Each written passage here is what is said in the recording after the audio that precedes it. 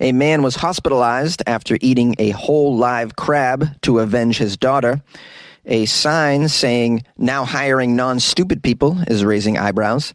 And Ikea sues a video game developer over a horror game set inside the furniture store.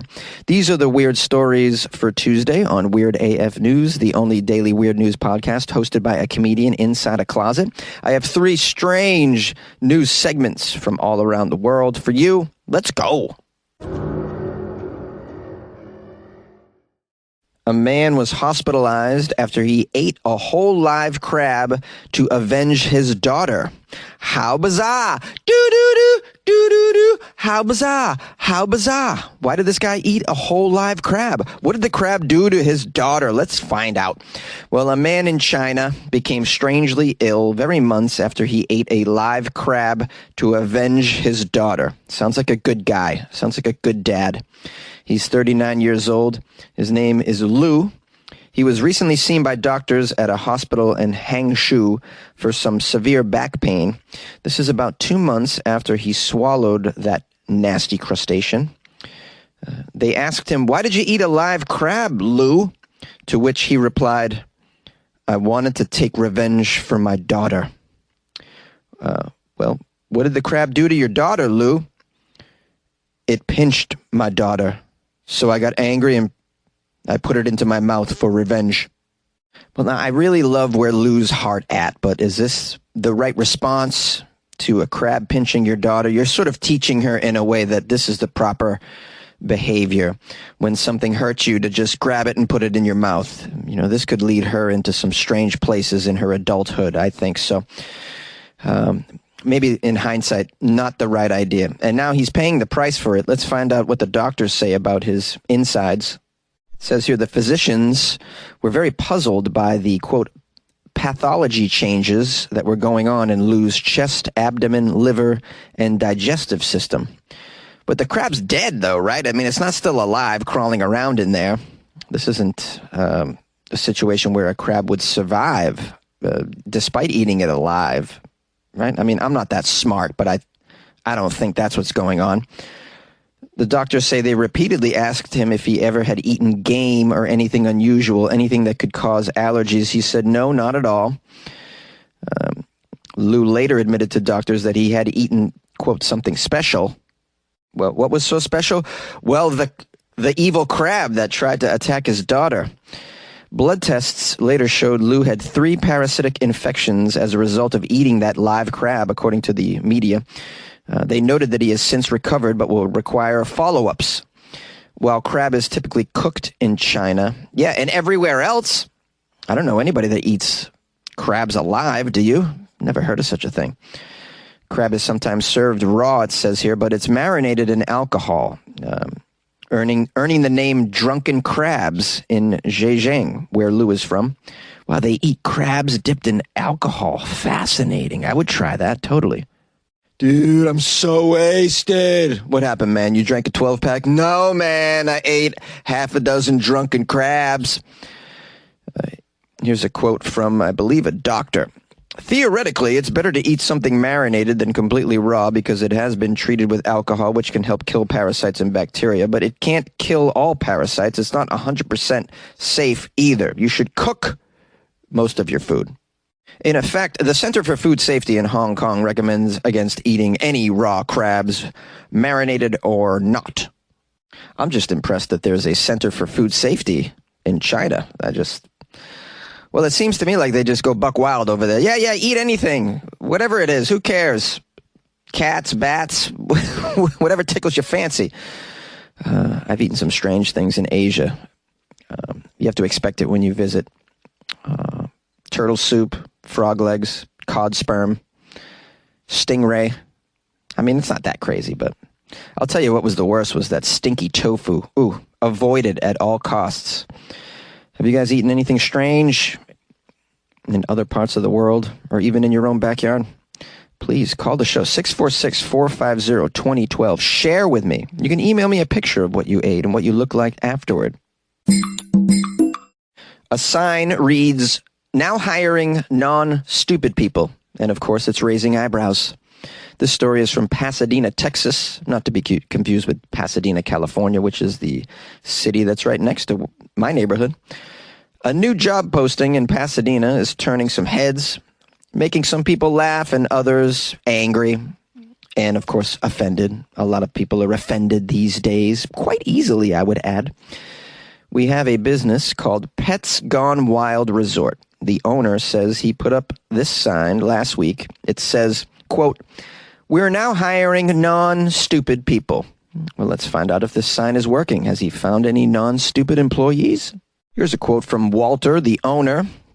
"We're trying to weed out the people that do come in, you know. We hired one last week. It only lasted 3 days. I think that person was stupid. They don't think they're stupid, so they come in to apply, typically." Walter says their pet resort has been trying to fill these positions for quite a while. They've made some postings online, but haven't had that many applicants, unfortunately. And the employees that they have hired haven't quite worked out. Walter has some gripes about their behavior. He says, "Well, for one, repeatedly, I got to tell these employees, get off your dang cell phone. You got dogs to watch, man. Watch them dogs. Put the cell phone down. Go back out there, you know." And then 20 minutes later, she's back on her cell phone. Come on now, at least be as smart as I am. Now, although Walter is struggling with employees and their level of intelligence overall, he says the main reason they got the sign was to grab people's attention. And it worked. He said within 24 hours, they got 3 solid applicants, and they really have no more use for the sign. Well, I guess by solid applicants, he means non-stupid applicants, or maybe applicants that can't afford a phone plan. And of course, not everybody in the community is very happy about this. One person asked, "Well, what does this say about the prior employees? I mean, we think you're stupid, so we're trying to hire somebody that we think is smarter than you, huh? That's pretty insulting." Somebody named Taylor, who lives in the area and saw the sign, she thought it was a very offensive way to grab people's attention. "The fact that they felt so emboldened to put something up there like that, it's disgusting. It's distasteful. It's unprofessional." Someone else named Susan who saw it said, "Well, I thought that's quite different. I thought it was kind of cute. It definitely draws attention." Walter says it's just his best effort to find the best employees that he possibly can. "Yeah, come through here and take a tour. Take a tour of my pet resort. Take a look at the responsibilities that we all have. Would you put your child somewhere that wasn't dedicated? Would you put your child somewhere that didn't have smart people in it? And what about the pets? They deserve to be handled by non-stupid people, wouldn't you say? If you're handled by stupid people, who knows what's going to happen?" Since they have found the employees that they need, Walter says they will probably take the sign down at the end of this week. Well, this is clearly not your typical way to put out a "we are hiring" sign, obviously, but the meaning of your communication is the response you get. And if, as in this case, Walter found 3 suitable employees by doing this, so in that sense, it worked out. The fallout of that is you have people being offended by it, but I'm kind of okay with it. And it's hilarious, and I definitely support more jokes in the world that we live in. I would love to know, though, what is the stupid test that Walter puts people through once they come in for an interview? I'm not very good with written tests. Never really have been. I sucked at school for the most part, did horrible on my SATs. But I mean, I have some street smarts. How do you measure that? There's all kinds of different smarts in the world, and you know the way that you measure them can be kind of like questionable. So I don't have this information to give you. I'm just wondering, would you guys apply for a job like this? Do you think this is rude for someone to put a sign out like this? What do you think? Call the show. Does mainstream news get you stressed? Do you live in Florida? Life can be overwhelming, guys. Stressful symptoms can include no motivation, feeling helpless. Maybe you're tired all the time. Maybe you're burned out, my friend. In those times, it's very important to talk to a professional who can help determine what's causing the stress in your life.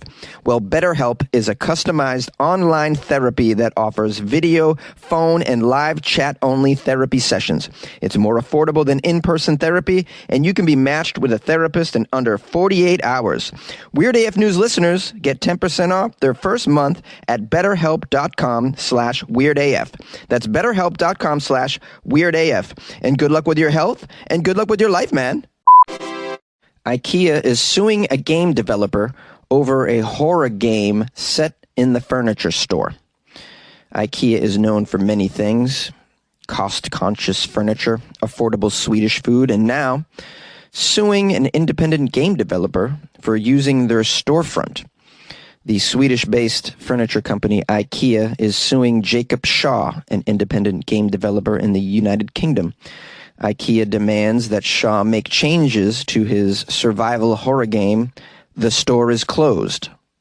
The Store is Closed is a survival horror game based in the furniture store, and it bears a striking resemblance to Ikea. Although it says here the interior of the store, where the bulk of the game takes place, appears to be some sort of generic furniture store and uses generic assets. There are some definite calls to the popular furniture brand Ikea, though, within the game. For one, the storefront bears the Swedish name Styr, S-T-Y-R, in the same blue and yellow color scheme as Ikea's retail locations and signs. Many of the enemies in the game wear yellow striped shirts, which are, of course, similar to the uniform of the Ikea employees. Also, the price tags displayed in catalogs in the game also look extremely similar to Ikea's. Lawyers for Ikea also claim that this horror game contains a gray path on the floor, furniture that looks just like Ikea furniture, and a lot of product signage that looks exactly like Ikea signage. Here's a quote from the company representative. "While we think it's very flattering that others are inspired by the Ikea brand, we must be diligent to ensure that the Ikea trademarks and trade dress are not misapplied. Various elements of the video game currently correspond in appearance with the Ikea brand features. We've reached out to the creator of this video game and asked them to make changes to those elements to ensure that this is no longer the case." The game developer has agreed and is cooperating. They understand our requests and have agreed to make those changes. I have to say, a survival/horror game that takes place in an Ikea sounds amazing to me. And it just has that funny element to it, being that's in an Ikea store. There's been a lot of shenanigans in Ikea stores over the years. There was a TikTok trend last year that saw teenagers challenging each other to hide in Ikea stores overnight, film themselves running all around the store and jumping on the furniture. I don't know if you recall that. I did cover that story. It's just that these stores are so big that they just beg for, a game within there. It makes sense to me. And it just seems like a fun setting for a video game as well. But I can understand where Ikea is coming from as well. They want to protect their brand, I suppose. But in a way, I mean, if I had a business and people were borrowing the imagery on some level, it's like free promotion, isn't it? In a way, even though it's a horror game, it's still someone's getting your brand out there even more than you already are. So I would let them run with it. What if this game became very, very popular? It's like total free advertising at that point. But what do I know? I mean, I run a business in a small closet, so I'm not some sort of great business mind, obviously. But if somebody made an indie film about a poltergeist that lives in a podcast closet, and then I watched it and then I saw an image of Weird AF News in there, I wouldn't complain at all. I'd be like, oh, that's lovely. I love that. You like podcasts? You're listening to my podcast. Maybe you thought to yourself, I'd like to make a podcast. Too difficult. No, not with Anchor. Anchor has free creation tools that allow you to record and edit your podcast from your phone or your computer. Anchor distributes your podcast to Apple, Spotify, Stitcher, and more. They have advertising integration, so you can even make a little money off your podcast. Everything you need to make a podcast in one place. Download the free Anchor app or go to anchor.fm to get started. And good luck with your podcast. Good luck with your creation. Good luck with your life, man. Yay! It seems like you're ready. I know that you're ready for some weird news. Is it okay to parody R. Kelly? Is he completely off the menu? Oh man, I love R. Kelly's early music so much. I know I can't tell that to everybody. I just told many thousands of people right here, though. So I'm such a big fan of old school, specifically like 90s R&B. You guys like that stuff? Like Blackstreet. Boys to Men is the shit. Am I right? All right, let me give thanks and praise. I got a nice photo from Heather and Adam wearing their Halloween costumes. It's Mario and Luigi. So shout out to Heather Chapasco and Adam. Happy Halloween, guys. It was very nice. Hope you guys had a nice Halloween last night. I don't know what you got into. I did not dress up last night, but I did over the weekend. So I wasn't sure that everyone would be, going buck wild on Monday night, but in my neighborhood, they kind of were. I took a little trip to Trader Joe's, because I'm classy like that. And I just saw tons and tons of kids and families out trick-or-treating. So I really love to see that. I saw a lot of cool costumes. I love stuff like that. It's the spooky season of Halloween. Woo-hoo-hoo. And now today, rent is due. Rent is due, guys. Are you aware? That's the crappy part about Halloween. The next day, rent is due. You got a candy hangover, and you got to write that check. Damn it! Shout out to Connie as well. Connie sent me a hilarious email where with a link as well.